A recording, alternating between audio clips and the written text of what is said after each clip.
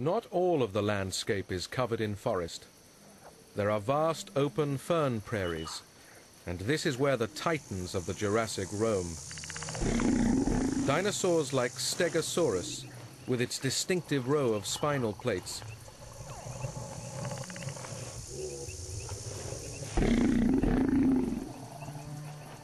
these prairies are kept clear of trees by the constant grazing of such giant herbivores, and none have a larger impact on this environment than the biggest dinosaurs of all, the sauropods.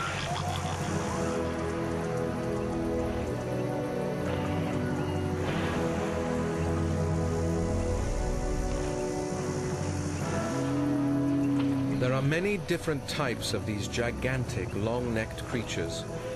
These are Diplodocus, the longest of them all. For protection, they move in herds of 30 or more, and some of the older ones are over 40 meters in length. They use their very strong but stiff necks to graze over large areas with little effort. To balance their necks, they have long tails with elegant whip-like ends that are used for communication between members of the herd.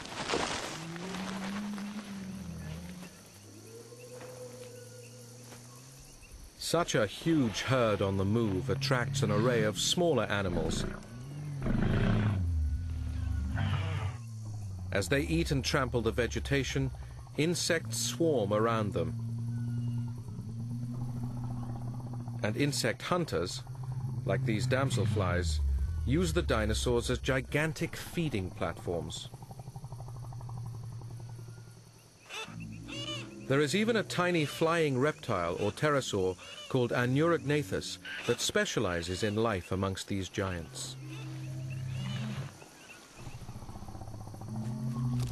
These pterosaurs feed on insects and spend their entire lives hanging on to the Diplodocus.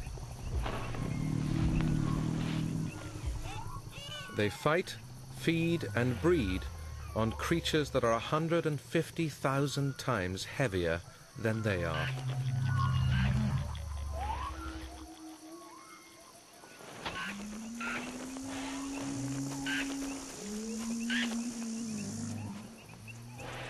Each Diplodocus drops over a ton of dung on the prairie every day.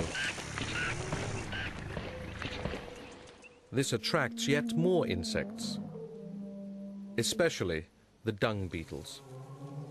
Millions of years from now, the descendants of these beetles will clear elephant dung off the African grasslands. But their peculiar lifestyle started here in the Jurassic with the dinosaurs.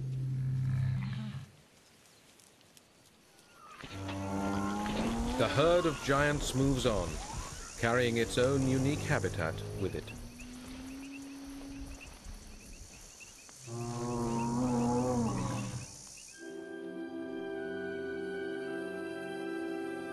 After a night of rain, the redwoods steam in the tropical morning temperatures, and a dinosaur's dawn chorus fills the air. A year has passed since the sauropodlets fled into the denser part of the forest, and deep in a canyon, the little female grazes. She is already over 3 meters long. She feeds with other yearlings that stick together in a creche for safety. They are here because the walls of the canyon drip with moisture, creating a thick layer of moss and fern. But the canyon runs down to the prairie, and all this greenery attracts larger dinosaurs.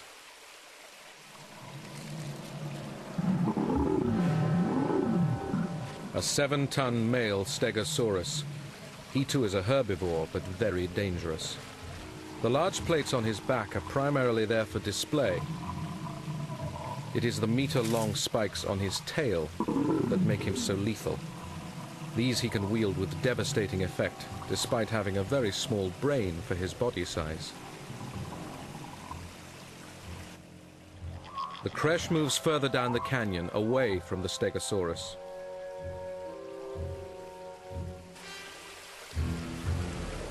But 2 Allosaurus have also been drawn here by the smell of prey.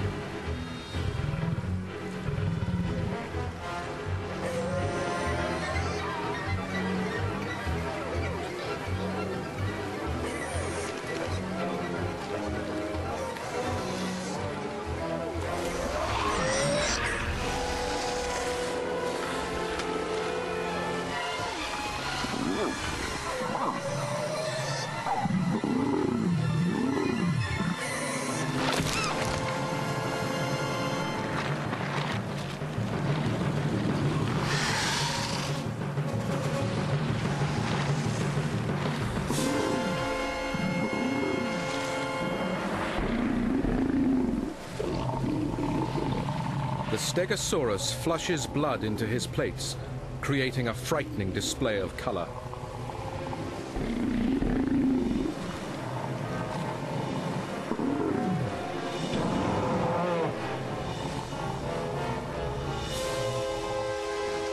Confused and intimidated by the herbivore's display, the Allosaurus backs down.